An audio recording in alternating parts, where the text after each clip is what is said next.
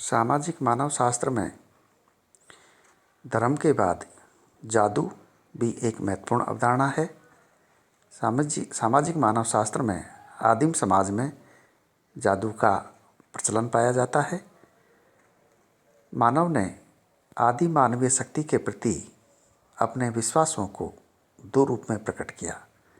जब वह यह समझता है कि अलौकिक शक्ति उससे श्रेष्ठ है और यदि उसकी पूजा आराधना व प्रार्थना की जाए तो वह लाभकारी होगी, तब वह अपने को उस शक्ति के सम्मुख समर्पित कर देता है, क्योंकि उस पर विजय पाना वह अपनी शक्ति से बाहर समझता है। ऐसी दशा में वह धर्म के क्षेत्र में प्रवेश करता है।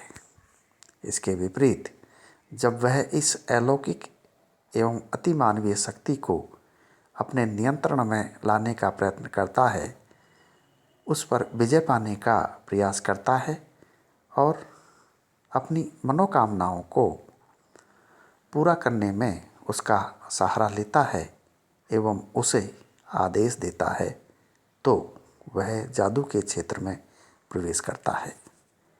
इस प्रकार धर्म और जादू दोनों का ही संबंध अदृश्य जगत से है। धर्म में मनुष्य अलौकिक एवं अदृश्य शक्तियों के सम्मुख नतमस्तक हो जाता है, जबकि जादू में वह इन शक्तियों को अपने काबू में कर उनसे अपनी इच्छानुसार कार्यों की पूर्ति कराता है। जादू की परिभाषा करते हुए मैलिनोवस्की लिखते हैं, जादू विशुद्ध व्यावहारिक क्रियाओं का एक योग है जिसे कि उद्देश्यों की पूर्ति के साधन के रूप में किया जाता है। मैलिनोवस्की ने इस परिभाषा में जादू के व्यावहारिक पहलू पर जोर दिया है। मानव अपने दैनिक जीवन की अनेक आवश्यकताओं की पूर्ति के लिए प्रयत्न करता है, परंतु कई कार्य ऐसे भी होते हैं जिनकी पूर्ति मानवीय प्रयत्नों द्वारा नहीं की जा सकती। तब वह इन्हें अलौकिक शक्ति के माध्यम से पूरा करता है।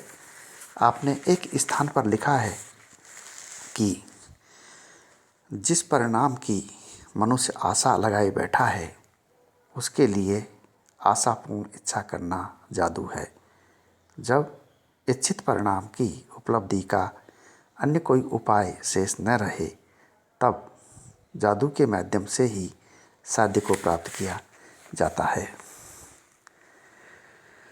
दुबे ने जादू को परिभाषित करते हुए लिखा है, जादू उस अतीन्द्रिय शक्ति को कहते हैं जिससे अति मानवीय जगत या उसकी कतिपय स्थितियों पर नियंत्रण प्राप्त किया जा सके और जिसकी क्रियाओं को अपनी इच्छानुसार भले बुरे शुभ अशुभ उपयोग में लाया जा सके। दुबे ने अपनी जादू की परिभाषा में 3 तत्वों का समावेश किया। प्रथम, जादू का संबंध अति मानवीय या अलौकिक शक्ति से है। द्वितीय, मनुष्य उस शक्ति के नियंत्रण में न होकर स्वयं उसको नियंत्रित करता है ताकि अमानवीय जगत पर पूर्ण या कुछ क्षेत्रों पर उसका अधिकार रहे। तृतीय, वह इस अलौकिक शक्ति का प्रयोग अपनी इच्छानुसार भले बुरे शुभ अशुभ कार्यों में करने को स्वतंत्र होता है, किसी को लाभ या हानि पहुंचा सकता है।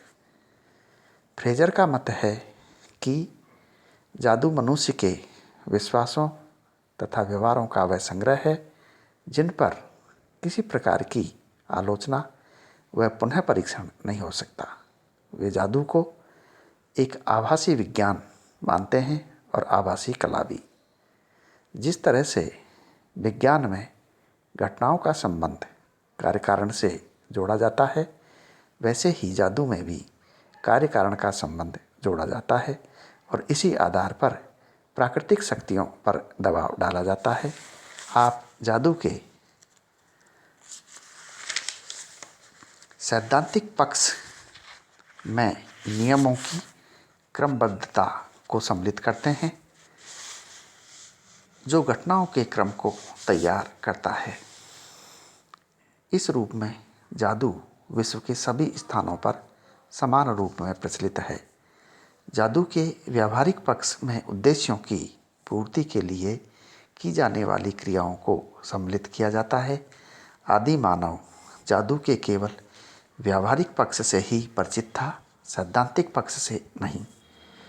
फ्रेजर जादू को सकारात्मक एवं नकारात्मक दोनों मानते हैं। सोर्सरी सकारात्मक जादू, जिसमें यह कहा जाता है कि यदि अमुक परिणाम प्राप्त करना है तो अमुक क्रियाएं करनी होगी। नकारात्मक जादू में निषेध आते हैं, जिसमें कहा जाता है ऐसा मत करो नहीं तो अमुक घटना घट जाएगी। नकारात्मक जादू का उद्देश्य अवांछित घटनाओं को रोकना है।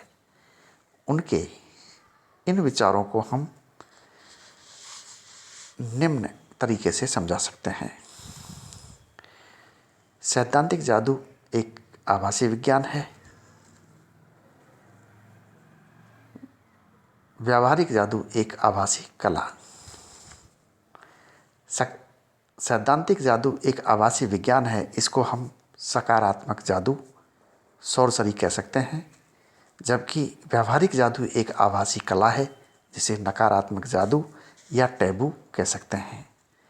इस प्रकार जादू में कुछ विशिष्ट उपायों एवं पद्धतियों का सहारा लेकर अतिमानवीय शक्ति को वश में किया जाता है और उससे अपने मनोवांछित कार्यों की पूर्ति कराई जाती है। किंगसिंग जादू उस पद्धति को मानते हैं जिससे मानव घटनाओं के क्रम को प्रभावित किया जाता है और जो अलौकिक शक्ति को छूती है। जादू एक संसार है जो मानवीय इच्छाओं की संतुष्टि के लिए विशेष पद्धति द्वारा प्रकृति को मोड़ता है। उपर्युक्त परिभाषाओं से हम इस निष्कर्ष पर पहुंचते हैं कि जादू में जादूगर मानव आवश्यकताओं की पूर्ति करता है।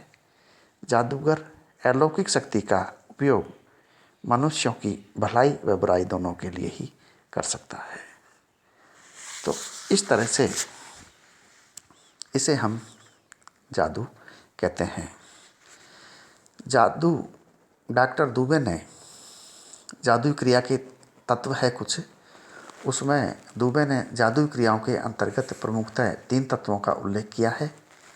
कतिपय शब्द नंबर 1, नंबर 2 शब्दोच्चार के साथ कतिपय विशिष्ट क्रियाएं और नंबर 3 है जादू करने वाले व्यक्ति की विशेष स्थिति। कतिपय शब्द जादू करने के दौरान जिन शब्दों का प्रयोग किया जाता है उनका उच्चारण आदि गुप्त रखा जाता है। जो व्यक्ति जादू में दक्ष होते हैं वे इनका उपयोग जानते हैं और वो अपने शिष्यों को सिखाते हैं।